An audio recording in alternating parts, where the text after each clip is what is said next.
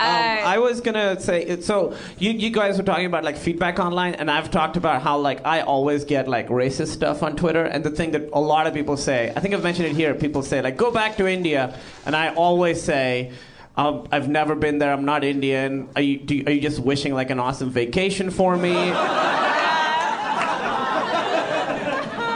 But this one, I want to read this one tweet I got yesterday because I was tweeting about Paula Deen. I'm sorry. Why do they want you to go back to India? Do they want your job that you're taking? Like, what are you? Are you welding cars? If I say anything political, they'll be like, go back to India. Okay. So yesterday I was tweeting about Paula Deen. Well, just from my picture, they were like, all right, that's what an Indian guy looks like. That is what it is. I'm very easily Googleable. There's not many other Kumail Nanjianis who are from India to, like, confuse them. I'm just saying, if you're being racist, fucking be accurate. Yeah, well, I mean, yeah, like... But I got this one because I was tweeting about Paula Deen yesterday because I genuinely think she's a bad person. I want to read this because it's the most densely racist thing that I've ever read in so few letters. This is what he says. So I was tweeting about her being racist, and he says, unfortunate, but every race has rampant racism permeating their cultures. Now this sentence is my favorite. This is what he says. Indians are very racist to others. I'll tell you why I love this. One, he calls me Indian when I'm Pakistani. So already, the first word, he's already racist.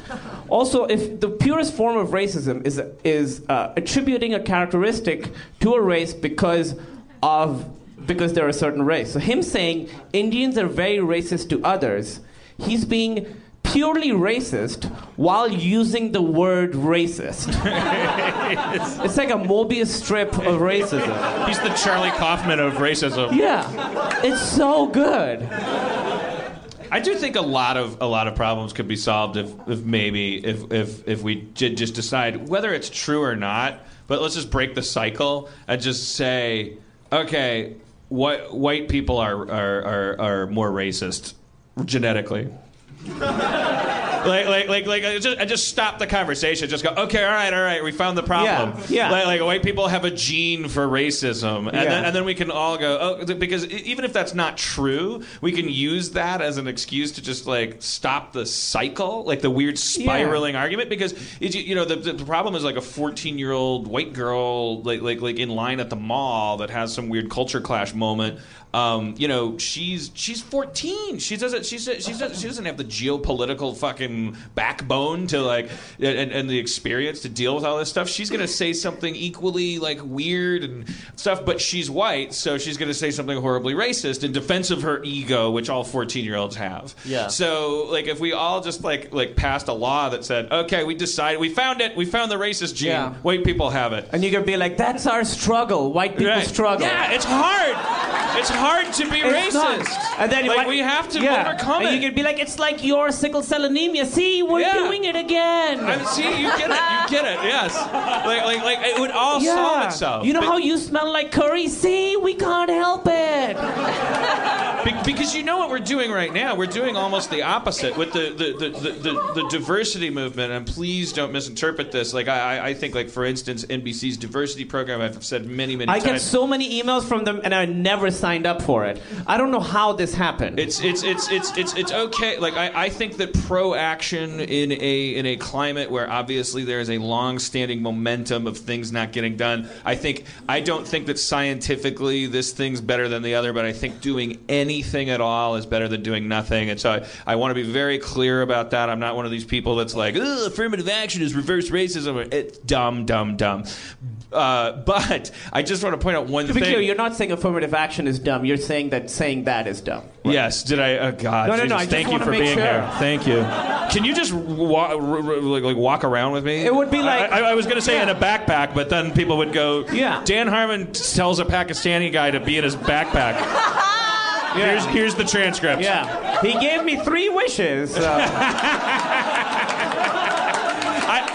I wish for 1,000 Pakistanis.